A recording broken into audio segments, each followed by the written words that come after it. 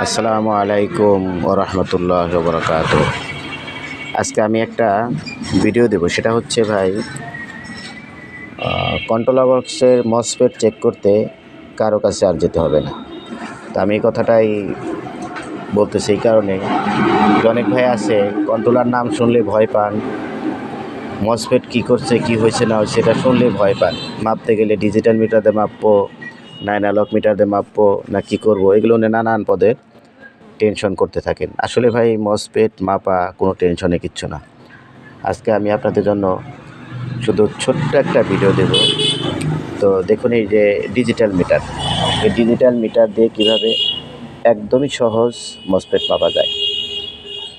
তো এত মিটার দিয়ে এত কিছু ঘাটাঘাটি যদি নাও করেন, শুধু যদি বলেন যে না আমি একভাবে মসফেট মেপেই আমি কাজ করব, তাহলে যদি বলেন যে ডিজিটাল মিটার দিয়ে মাপবেন, হ্যাঁ ডিজিটাল মিটার দিয়ে মসফেট মেপে আপনারা চলতে পারবেন, চালাতে পারবেন, কোনো রকম কোনো সমস্যা হবে না। তো ডিজিটাল মিটারটা প্রথমে আপনার ডায়োড মোডে রাখতে হবে। দেখুন ডিজিটাল মিটারটা আমি ডায়োড মোডে রাখছি।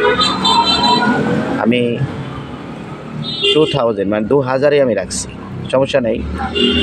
আপনার 20 কেতেও রাখা যাবে, 200তেও রাখা যাবে, কিন্তু আমি 2000-এ রাখছি আপনার ডিজিটাল মিটারের ডায়োড মোডটা। দেখুন এখন আমাকে কি করতে হবে, মনে করেন এই তো কন্ট্রোলার বক্সে আমি ছোটোটাই দেখাচ্ছি। মসফেট সব কিছুই একই রকমের মাপ হয়।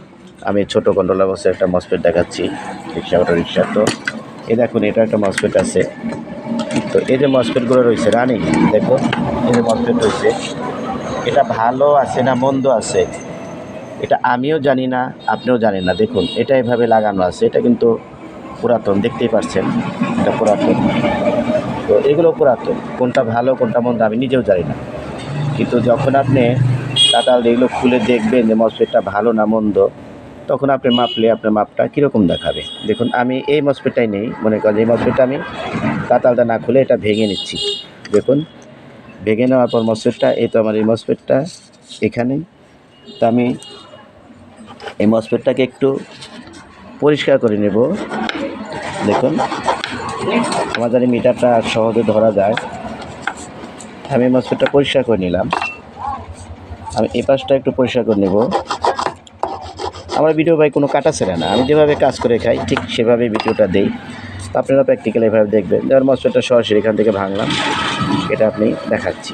দেখুন এরপরে আপনারা কি করবেন, আপনার যে মিটারের যে প্রুফটা আছে লাল এবং কালো, কালো প্রুফটা ঠিক মাঝখানে ধরবেন। আমি যেমন একটা আঙ্গুল এখানে দিয়ে রাখলাম চাপ দিয়ে ধরে, এবং মিটারের কালো প্রুফটা দেখুন আমি মাঝখানে ধরছি। এখন আমি ডান পাশে ধরবো, আমার একটা পয়েন্ট শো করবে। দেখুন আমি মাঝখানে কালোটা ধরছি, ডান পাশে আমি লালটা ধরছি, অবশ্যই দেখা যাচ্ছে, একটু কষ্ট করে দেখবেন। এটা আমার 465-67 একটা পয়েন্টে দেখাচ্ছে, দেখছেন?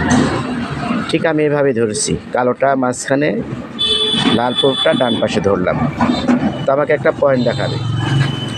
আমি আবারও ছাড়লাম, আমি আবারও ধরলাম, একই সমান পয়েন্ট প্রায় দেখাবে। দেখুন 66-67 একই রকম। এখন কথা হচ্ছে লাল প্রুফটা আমি কি করব, বাম পাশে পিনটা টাচ করব। দেখুন আমার কিন্তু কোনো পয়েন্ট দেখায়নি, কোনো পয়েন্ট বাম পাশেরটায় দেখা যায়নি। এখন যদি আমি ডান পাশে আবার টাচ করি, তাহলে কি করবে, পয়েন্টটা কমে যাবে। আগে যে আমার 400 ছিল সেখান থেকে দেখেন পয়েন্টটা কমে আসছে, প্রায় 4/1 ভাগ চলে আসছে, অথবা 5/1 ভাগ আসছে। তার মানে এই মসফেটটা দোনো সাইডই ভালো। যখন আপনি মসফেটটা আবার দেখুন, এই মসফেটটাকে আমি যেহেতু চার্জ হয়ে গেছে আমি শর্ট করে নিচ্ছি।